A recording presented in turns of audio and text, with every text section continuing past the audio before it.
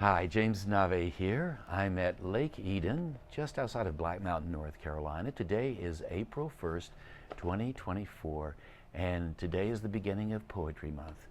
Poets traditionally write a poem a day for 30 days in April. They call it 30-30. And I love to do that, and you can do it too. You can write short poems, long poems. They don't have to be anything other than messy and on the page, and you call it a poem. And you do 30 in 30 days, one a day. 12 years ago, I wrote 30 poems in 30 days, starting April 1st. And on April 1st, 12 years ago, I was in the hospital room after having had prostate surgery for prostate cancer the day before. I didn't have anything else to do, so I thought, well, why not write a poem? It's Poetry Month. So I did, and what happened? I ended up writing 100 poems in 100 days.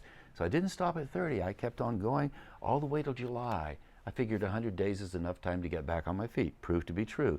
And the poems are all in this book, which appeared last year, 100 Days, Poems After Cancer, published by 3 Ataus Press out of Denver. So what I'd like to do for the next 100 days is read one poem a day and offer it up to you on this video. And it begins with poem number 1. It's titled After Surgery, and there's a question at the end of each poem. As you see, the questions are down at the bottom of the page. So I'll read the poem and then I'll read the question. And the other person who appears throughout this book, her name is Tish, and she was there with me then, and Tish and I are still together, and she encouraged me to do this. She said, why don't you read all 100 poems starting April 1st? And I said, well, that's a good idea. So here we are. So here you go. First poem, number 1. After surgery, I was still whole. So little had gone from my body. Groggy, after going in and out of morphine sleep, I looked around my hospital room. Clock on the wall, 8:30 a.m. Blue curtains covered the door. Last night I was warm and felt no pain. Tish slept beside me in a chair. I gave myself over to being loved. A miracle we all deserve.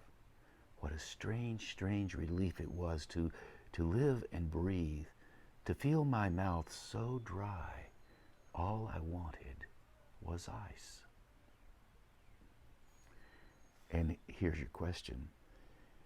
How do your losses translate into insight, self-awareness, and wisdom?